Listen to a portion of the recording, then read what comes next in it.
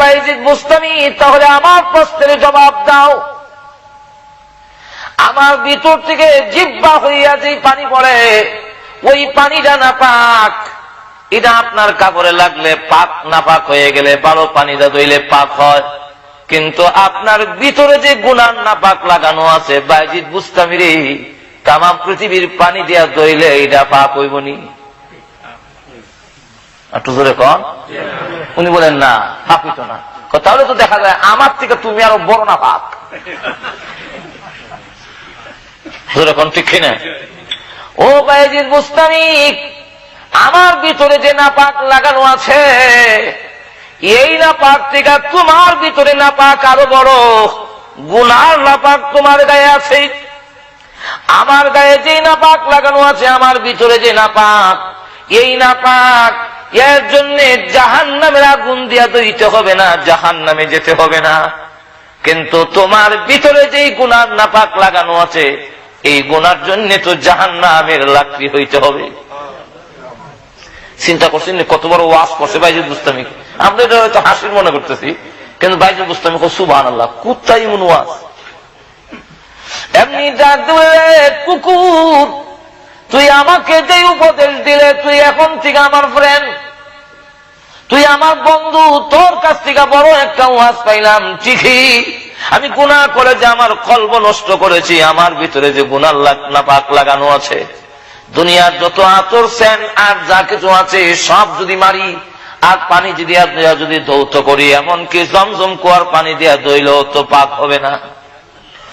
এমনি ডাক দে বলে, কুকুর ও বাইজিদ বুস্তামি, আপনার সাথে আমার দোস্তি হয় না, বন্ধুত্ব হয় না, ফ্রেন্ডশিপ হয় না।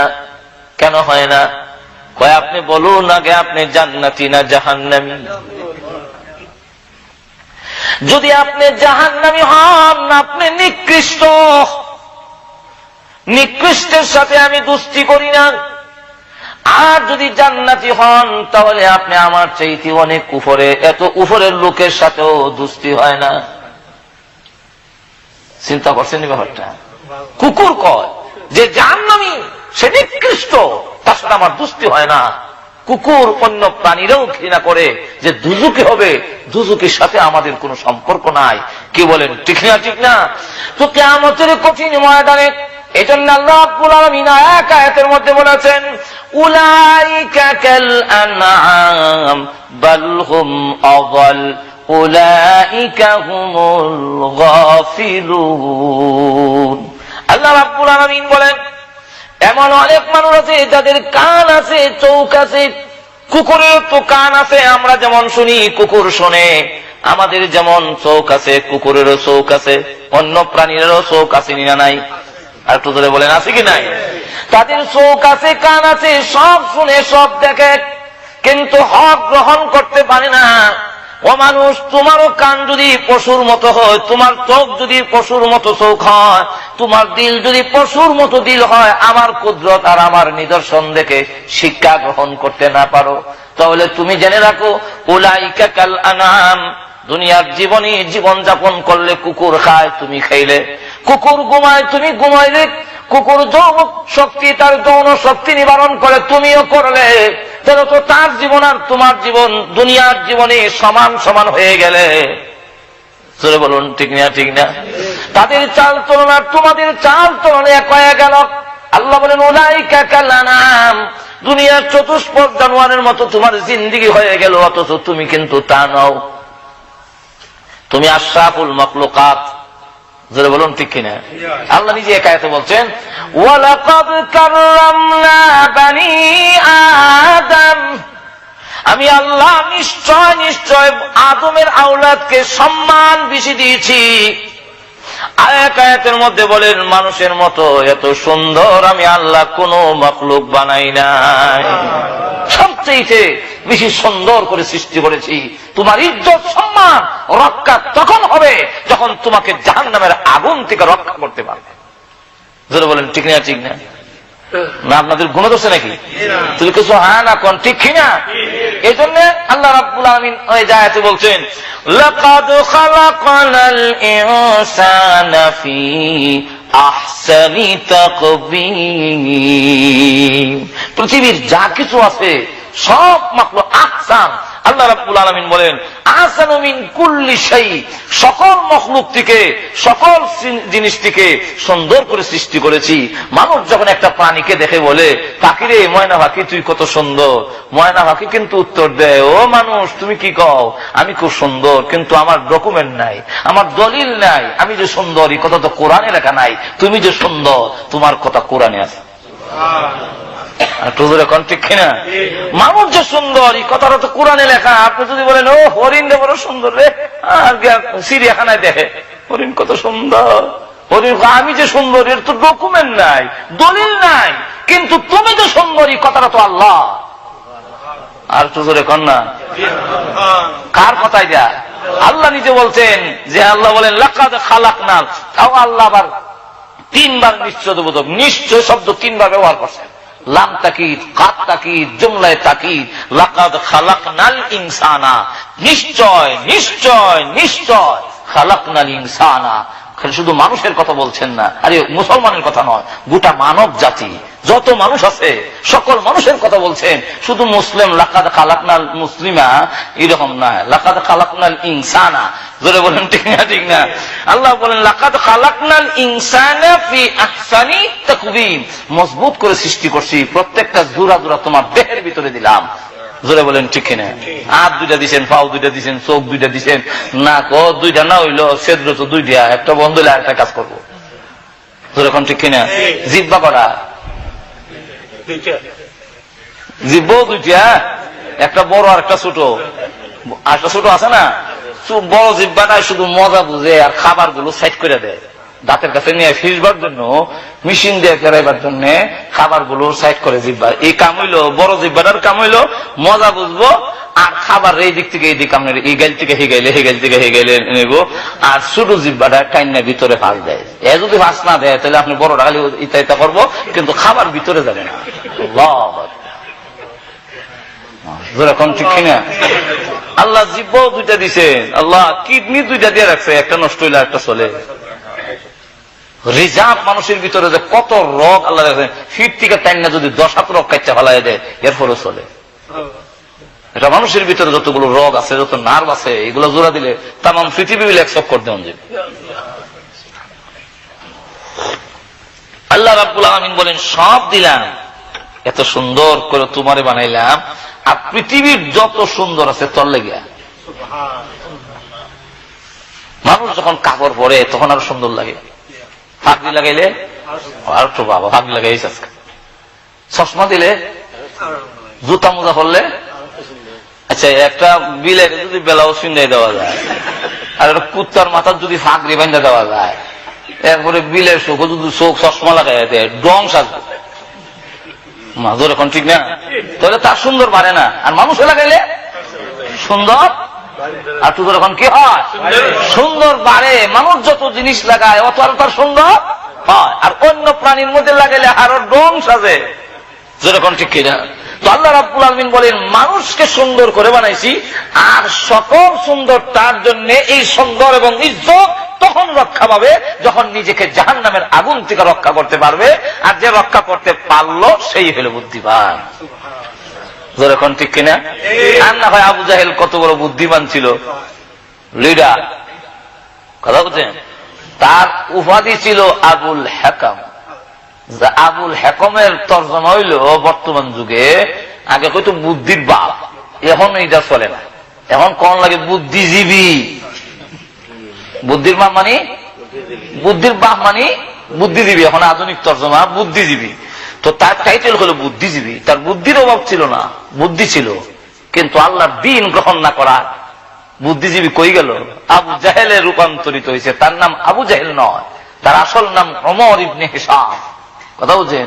রাসূল 2টা উমরের জন্য দোয়া করছিলেন, হাদিসের মধ্যে আছে আল্লাহুম্মা আইজ্জিল ইসলামা বিআহাদিল উমরাইন। আল্লাহ 2টা উমর থেকে একটা উমর চাই। একটা উমর হলো খাত্তাবের হুয়া উমর, আর একটা উমর হলো হেশামের হুয়া উমর। কথা বুঝেন? একজন হলো যার বাপের নাম হেশাম, তার নাম টাইটেল হলো আবুল হেকাম, আরেকজন হলো খাত্তাব এর ছেলে উমর, সে হইল ওমর ইবনুল খাত্তাব। এই 2টা উমর যদি আমার বিরুদ্ধে থাকে তাহলে আমার দাওয়াতের কাজ করা কঠিন। কারণ দুইটার প্রভাব খুব বেশি।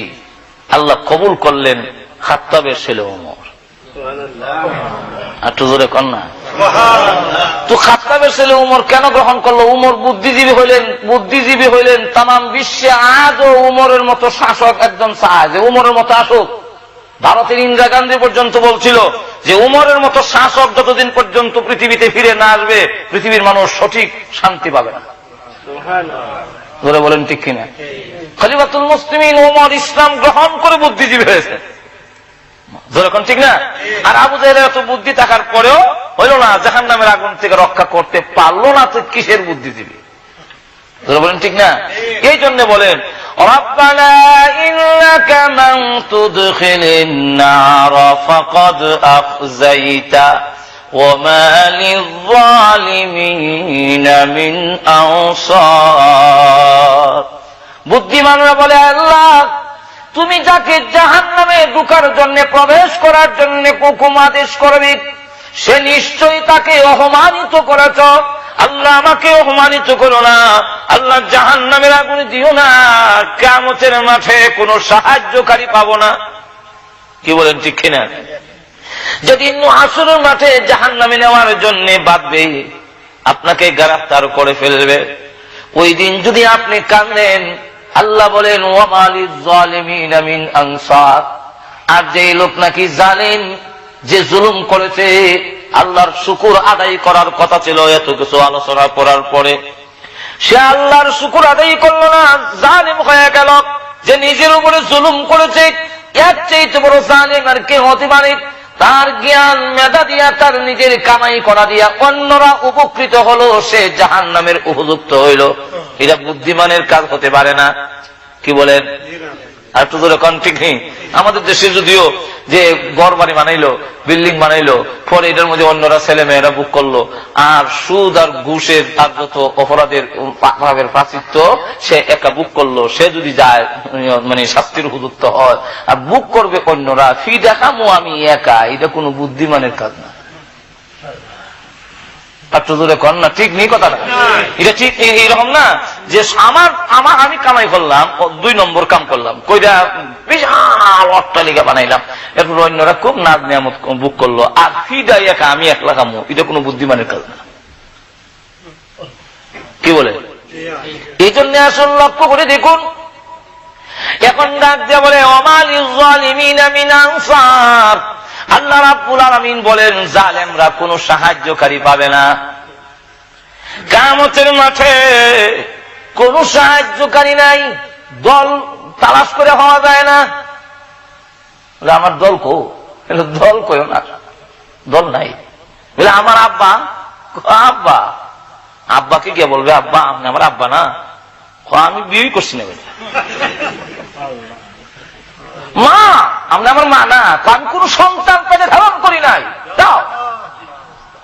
কোন সাহায্যকারী পাচ্ছে না। আল্লাহ নিজে বলছেন সব পাবে। ইয়াউমা ইয়াফিরুল মারউ মিন আখিহি ওয়া উম্মিহি ওয়া আবিহি ওয়া সাহিবাতিহি ওয়া বানিহি। আল্লাহ রাব্বুল আলামিন বলেন যেই দিন সকলেই ভাববে, ইয়াউমা ইয়াফিরুল মারউ মিন আখিহি, সব মানুষ ভাববে। আল্লাহ মানুষকে ব্যাখ্যা দিয়া বুঝান। আল্লাহ নিজে বয়ান করেন মিন আখিহি, তার ভাই, ওয়া উম্মিহি মা, ওয়া আবিহি তার আব্বা, ওয়া বানিহি তার আওলাদ, ওয়া সাহিবাতিহি ওয়া বানিহি তার স্ত্রী সহ সকলে পলায়ন করবে। যেদিন কেউ কাউকে সাহায্য করবে না, কোনো সাহায্যকারী নাই। শুধু তা না, আল্লাহ রাব্বুল আলামিন এক আয়াতের মধ্যে বলেন فَلَا أَنْسَابَ بَيْنَهُمْ يَوْمَئِذٍ وَلَا يَتَسَاءَلُونَ। আল্লাহ রাব্বুল আলামিন বলেন ফালা আনসাবা বাইনাহুম, কোন আত্মীয়তার সম্পর্ক কাজে আসবে না। এমনকি একজন আরেকজনকে জিজ্ঞাসাও করবে না, চাচা আপনি কেমন আছেন, ভালো আছেননি? দুনিয়ার নিয়ম হলো একজন আরেকজনকে জিজ্ঞাসা করে হুজুর বালানি, আপনি নি বালা, আলহামদুলিল্লাহ বালা। হাসরের মাঠে একজন আরেকজনকে জিজ্ঞাসা করে না, মা মা বলে চিৎকার দিবে, কেউ কাউকে জিজ্ঞাসা করে না। একটা নেকির জন্য জান্নাতে যেতে পারে না, কান্দে আর বলে আরে একটা নেকির জন্য শুধু আটক। একটা নেকি আমার পাল্লাই দিলেই পাল্লা ভারী হয়ে যায়, আমার ওজন বেশি হয়ে যায়, জান্নাতে যেতে পারি। আল্লাহ বলবেন যা দেখ হাসরের মাঠে একটা নেকি দিয়া তোকে কেউ সাহায্য করেনি। হাসরের মাঠে দৌড়ে দৌড়ে যাবে, মা আপনি আমাকে একটু সাহায্য করেন। মা পরিচয় দেয় না, আব্বার কাছে যাবে আব্বা পরিচয় দেয় না, স্ত্রীর কাছে যাবে স্ত্রী পরিচয় দেয় না, সন্তানেরা দেয় না, কি জানি দিলেনি আমি আবার উল্টা বিপদে পড়ে যায়। হাসরের মাঠে ডাক দিয়ে বলবে, প্রভু ঘুরে ঘুরে দেখেছি কিয়ামতের মাঠে আমাকে কেউ সাহায্য করে না গো আল্লাহ। আল্লাহ রাব্বুল আমিন ওই দিন তার মুমিন বান্দাদেরকে বলবেন, ওরে বান্দা যা, আমি আল্লাহ তোর জিন্দেগির গুনাহ মাফ করে দিলাম, আমি ছাড়া আর কোন সাহায্যকারী আজকে আর এখন সাহায্যকারী নাই। আল্লাহ বলছেন যে ওই দিন বলবে কাহারা দেখবে যারা এইগুলা থেকে শিক্ষা গ্রহণ করলো না, আল্লাহর ঈমান আনলো না, আল্লাহটাকে সাড়া দিল না, তারা ওই দিন জালিমিনা, আল্লাহ রাব্বুল আলামিন বলেন ওই দিন কোন জালেম সাহায্যকারী হিসাবে কাউকে আর তো ধরে কর না। হাসরের মাটি যখন বেঁধে ফেলবে, এমন কি বান্দার মধ্যে পড়বে দুই দল। একদল হইল যারা ঈমান আনে নাই, আর একদল হইল ঈমান আনলো কিন্তু যেমনে মনে চায় এমনি জিন্দেগি যাপন করলো। আসেনি? আর তো জোরে বলেন আসুন আমরা বুঝে। একদল আল্লাহ মানে কিন্তু মানলেও আল্লাহর বিধানের খবর নাই। কাফেররা যেভাবে বেহর দেয় হ্যাঁ ইমানদার হয়েও এই জাত পোশাক একটু জোরে কর না। কাফেররা যেমন উবাইয়া খামসারিলা পেশাব করিয়া হেও লা ইলাহা ইল্লাল্লাহ বসে দিব, হ্যাঁ এইভাবে স্টার্ট দিচ্ছে এখন ঠিক কিনা। হ্যাঁ এরা যেমন মদ খায় হ্যাঁ মদ ধরে লিছে, আসেনি এরকম। ওরা টাইট পিট পোশাক পরে, মুসলমান রমণীরাও টাইট পিট পোশাক পরে, আসেনি এরকম।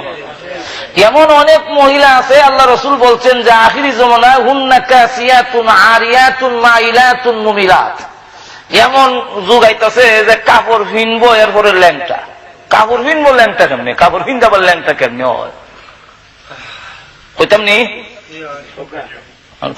কইতাম নি কাপড় ভিনদাবার ল্যাংটা কেমনি, কাপড় ভিন্দাতে ল্যাংটা কেমনি, কাপড় ভিন্দা ল্যাংটা হলো এমন টাইট পিট পোশাক হে পরবো যে ফিন্দার পরেও তারে উলঙ্গুই মনে হবে। আরেকটা হইল ইমন ফাতলা পোশাক পরবো, ইমন ফাতলা নেড়ের মতো, ভিতরে রঙ্গ প্রত্যঙ্গ সব দেখা যাবে। তো দেখা যদি গেল তো ফিন্দার না ফিন্দা তো বানাবো আর তো এখন ঠিক কিনা। আরিয়াতুন মাইল, এরপরে বলছেন মাইলাতুন মুমিলাত। হ্যাঁ আমরা যুগের সমস্ত রোগের কথা রাসূল 1400 বছর আগেই বলে। মাইলাতুন মুমিলাত, সে নিজেও আরেকজনের প্রতি আকর্ষণ হবে আর অন্যরও তার প্রতি আকর্ষণ করাইবে, সেইটা না ছাওয়াইব। ঘুমে গেছেন নাকি? আরেকজনকে ছাওয়ানোর মতো পরিবেশ সৃষ্টি করবো, চাইতেইব। কেমনে? পুরুষের জুতার হাই হিল অর্থাৎ উঁচা জুতা হইল তলা সমান, কিন্তু মহিলার জুতার কি বাগে ধরল, ইটির জুতা ফিনচিলের মতো, মুড়াটা ফিনচিল সুখা, যেরকম ঠিক নেই। এত সংকীর্ণ কেন? আর আঙ্গুলও নো মুড়াও নো, এই দেখেন সমান দিলে বাগে ধরছি, এই দেখেন। কারণ হইল এইভাবে আঁকলে ওই একচিন করে আটন লাগবো, এমনি এমনি গড়িয়ে গড়িয়া, তো আরেকজন আকর্ষণ হইব, টাস টাস করে যাইবো, আর এমনি এমনি যাইবো, তো আমরা না চাইলেও বাপি বাপ চাইয়া, যেরকম ঠিক কিনা। এই কারণে এইগুলো আল্লাহ রাসূল আগেই বলে গেছেন, তুমি মুসলমান, তুমি তাদের আখলাক তাদের চরিত্র করতে পারো না, যেরকম ঠিক কিনা। তোমার মধ্যে থাকার দরকার, আমি আল্লাহ বিশ্বাস করেছি, কিন্তু এরপর আমলের দোষের কারণে যদি বান্দা আল্লাহর হুকুম নবীর তারিকা মাইনা চলে, এরপরে যদি অপরাধ হয়, কিতা হইব না হইব এটা সামনে আয়াতে কম। এখন সামনের দিকে যাই। এখন আল্লাহ রাব্বুল আলামিন এই দুই দলকে, একদল হলো আল্লাহর বিধান মানলো না, আরেক দল আল্লাহর বিধান আল্লাহ মানছে, আল্লাহর বিধান মানে না, আরেক দল আল্লাহই মানে না। কি বলেন? আসলে এরকম দুই দল। তো আল্লাহর বিধান যে মানলো না তারও গ্রেফতার করা হবে, কিন্তু হে গ্রেফতার করলে কানবো, তখন দেখে আম্মা কো এত লাভ নাই, আম্মা তো ব্যর্থ, আব্বা কইও লাভ নাই, আব্বা দেখে কাম হইতো না, আব্বা হরিসুই দেয় না, আর বেগম সত্ত্বেও শাস্তি কারবার, বেগম তো তার নাম ওই সুবিধা দেখলে আছে, অসুবিধা দেখলে না, এটার নাম ওই বেগম। আমরা বুঝেছেন নাকি? বিশ্বাস না করলে আপনার যদি জীবনে এমন কিছু আসে যে আপনি অক্ষম বা আপনি দুর্বল হয়ে গেছেন, কোন তোমার সারা দিকে তাও নাই,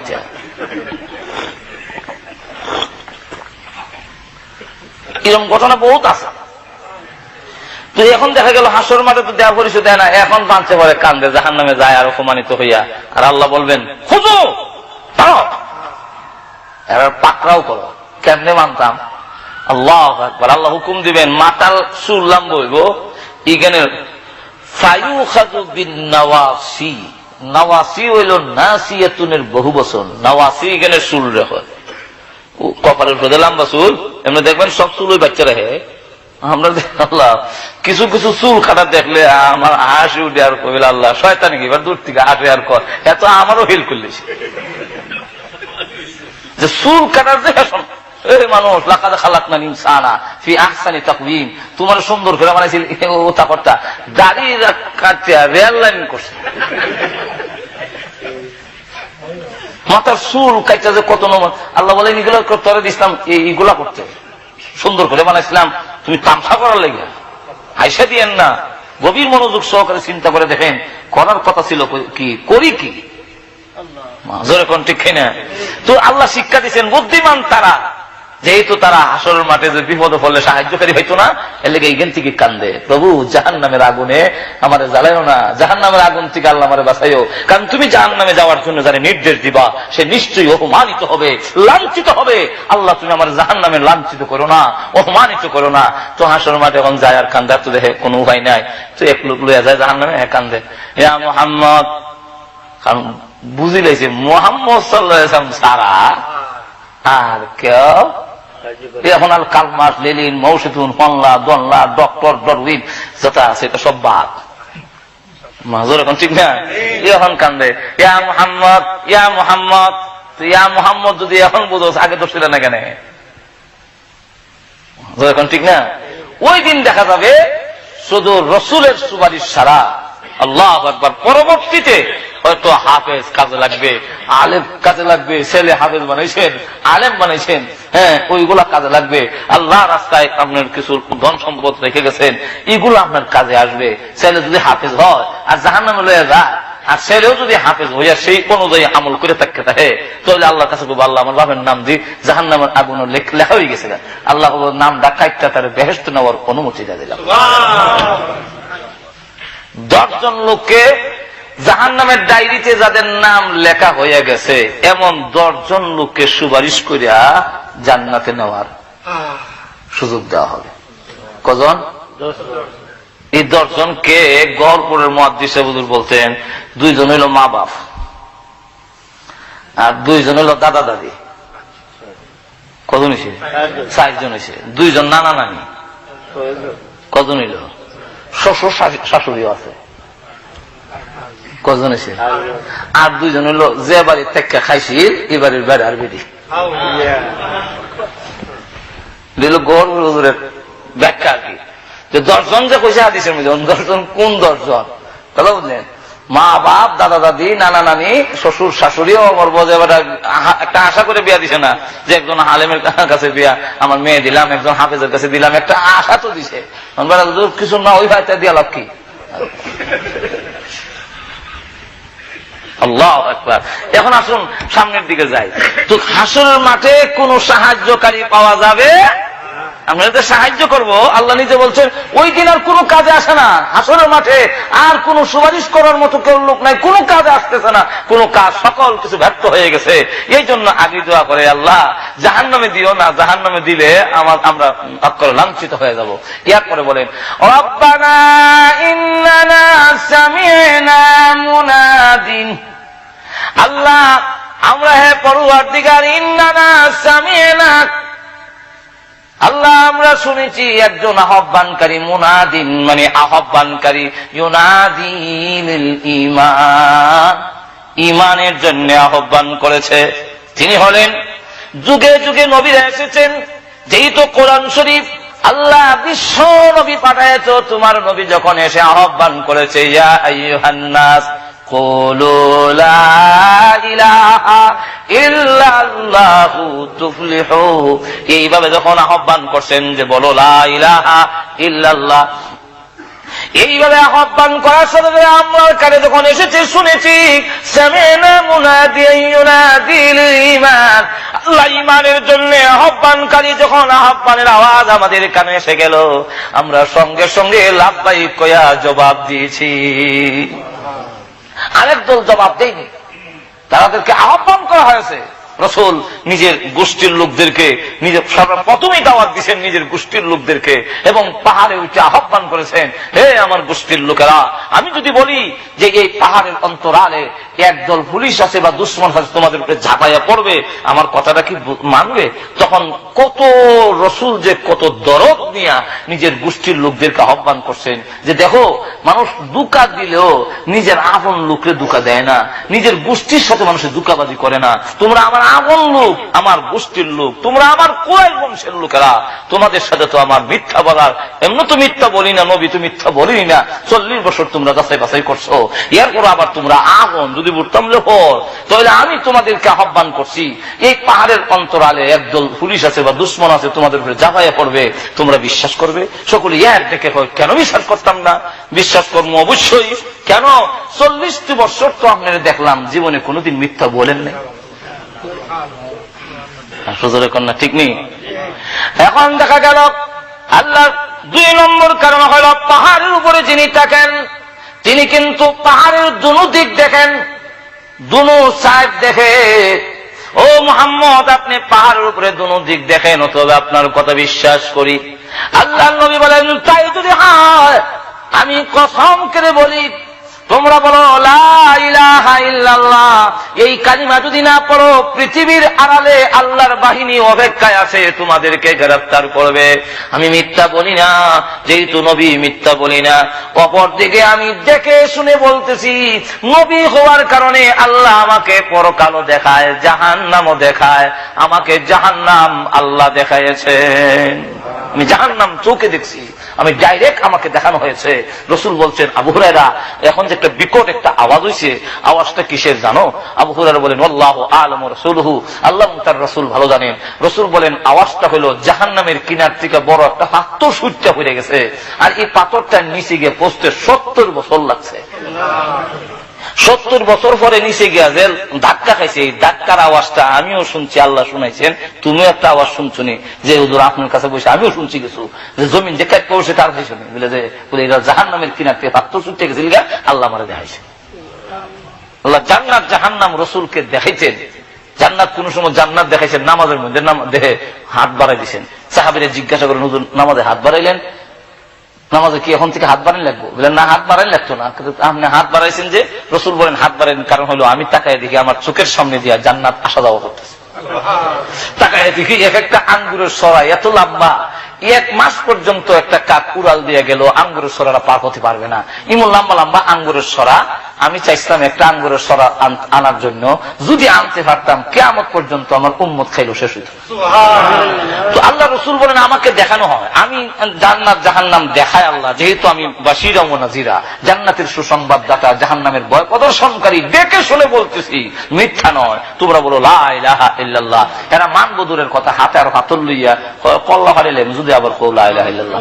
আর এক শ্রেণীর লোকেরা শোনার সাথে সাথে বলে নিল লা ইলাহা ইল্লাল্লাহু মুহাম্মাদুর রাসূলুল্লাহ। হেরা পর্বতের গুহা থেকে এসে সর্বপ্রথম যার কাছে দাওয়াতটা তুলে ধরলেন তিনি হলেন খাদিজাতুল কুবরা রাদিয়াল্লাহু আনহা। ইনার কাছে যখন এসে বললো লা ইলাহা ইল্লাল্লাহ, খাদিজাতুল কুবরা বলেন লা ইলাহা ইল্লাল্লাহু মুহাম্মাদুর রাসূলুল্লাহ। তো রাসূল বলেন, খাদিজা অত তাড়াতাড়ি মেনে নিলে, একটু প্রশ্ন করলা না? স্বামীর দাওয়াত স্ত্রী গ্রহণ করা এটা খুব তাড়াতাড়ি গ্রহণ করতে গেলে খুব কঠিন ব্যাপার। 3 জায়গায় মিলে বেশি দাম থাকে না। এক জায়গায় হইল গড়, 2 নম্বর হইল গ্রাম, বড় মৌলবী কাউ সেরা গেলে হুয়া বাদ দাও। আর 3 নম্বর জায়গা হইল ছেলে যত বড়ই হোক মা বাবার কাছে দাম থাকে না। মন্ত্রী হইল তুই মন্ত্রী সিগারেট আনা লাগে এক ফ্যাট, মন্ত্রী না এমপি না মৌলবী সাহেব আমি বুঝে সিগারেট এখন ঠিক নেই যে হুকুমটা অন্যরা যে হুজুরের ফানিয়াত বই দিব এই হুজুরের বাপরে দেওয়ান লাগবো এখন ঠিক না। আর বড় বিলে বেশি হইল না, এইটা সহজে মানানি যায় না। এক বেটা কয় ফির আর কি কইল, বউর কাছে বউ বলতেছে তুমি কি ফিরইছো, আর এক ফির দেখছি ওইখানে উড়াল দেওয়া যায়।